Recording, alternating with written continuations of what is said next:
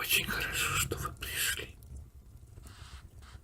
Проходите сюда, располагайтесь поудобнее, одевайте наушники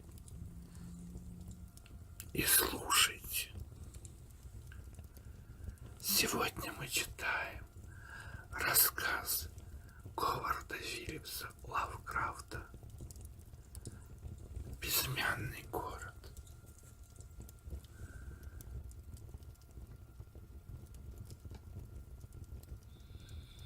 Приблизившись к безымянному городу, я сразу ощутил тяготевшее над ним проклятие.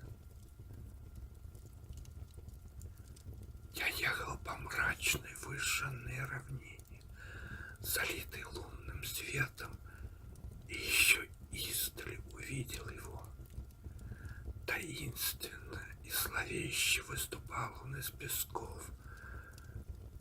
Так высовываются части трупа из неглубокой, кое-как закиданной землей могилы.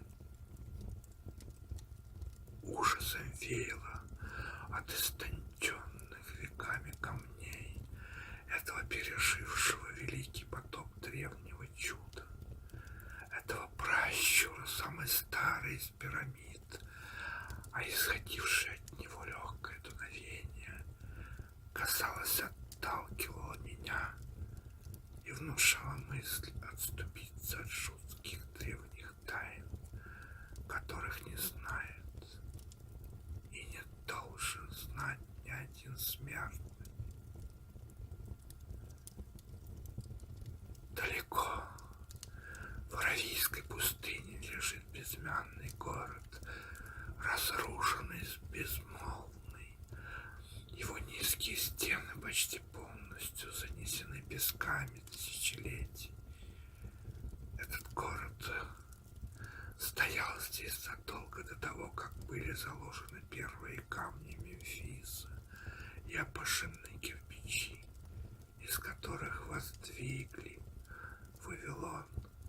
Нет ни одной легенды настолько древней, чтобы в ней упоминалось название этого города или описывались те времена, когда он еще был полон жизни. Зато о нем шепчутся пастухи возле своих костров, о нем бормочут старухи в шатрах из шейхов, и все как один остерегаются его, сами не зная почему. Это было то самое место, которое безумный поэт Абдул-аль-Хазрет увидел в своих грезах за ночь до того, как сложил загадочное двустишие. То не мертвое, что вечность охраняет, смерть вместе с вечностью порою умирает. Мне было известно, что араб остерегается безымянного города, зловещего места, упоминаемого в причудливых сказаниях, и до сих пор закрытого от людских глаз. Однако я отогнал от себя мысли о возможных причинах этих страхов и отправился верхом на верблюде в нехоженную пустыню. Я единственный, кому довелось его увидеть, и потому ни на одном лице не застыло такой печали ужаса, как на моем, и ни одного человека не охватывает такая страшная дрожь, как меня, когда по ночам ветер сотрясает оконные стекла. Когда я подступал к городу, замерзшему в жуткой тишине нескончаемого сна, он смотрел на меня, остывая от пустынного зноя под лучами холодной луны, и, возвратив ему этот взгляд, я забыл торжество, которое испытал, найдя его. Я остановил своего верблюда, дожидаясь рассвета. После нескольких часов ожидания на востоке повис предрассветный полумрак. Звезды поблекли, а затем серые сумеречные тона оттеснил розовый свет, окаймленный золотом. Вдруг я услышал стонущий звук и увидел песчаный смерч, бушевавший среди древних камней. Хотя небо было ясным, и обширные пространства пустыни оставались неподвижными. Затем над линией горизонта, окаймлявшей пустыню, появился огненный край солнца, который был виден сквозь дымку уносившегося прочь вихря. И мне, охваченному какой-то лихорадкой, почудилось доносившийся из неведомых глубин протяжный металлический звук. Он словно приветствовал огненный диск, как некогда приветствовал его Мемнон с берегов Нила.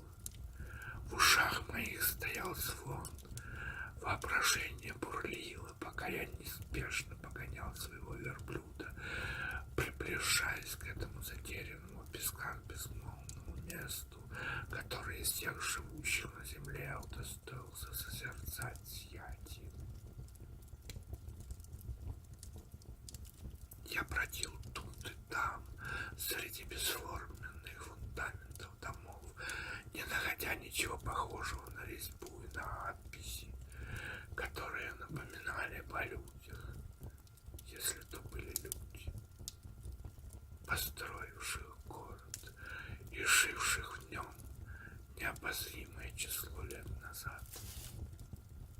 В здешнем налете древности было что-то нездоровое, и больше всего на свете мне хотелось увидеть какие-нибудь знаки или свидетельства того, что город и в самом деле был задуман и заложен представителями рода человеческого.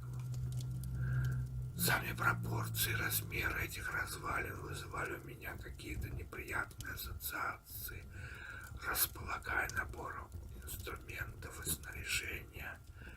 Я сделал множество раскопок внутри двориков, окруженных стенами разрушенных сооружений.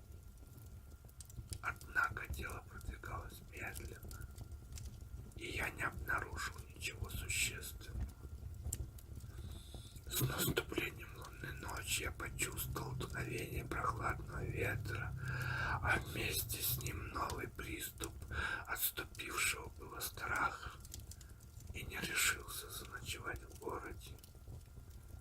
Когда я покидал древние стены, чтобы уснуть за их пределами, за моей спиной снова возник небольшой песчаный смерч, своим пронесшийся над серыми камнями. Хотя луна была яркой, а пустыня по большей части оставалась спокойной. Ну вот, друзья мои, и закончился наш сегодняшний вечер. До свидания. До следующего.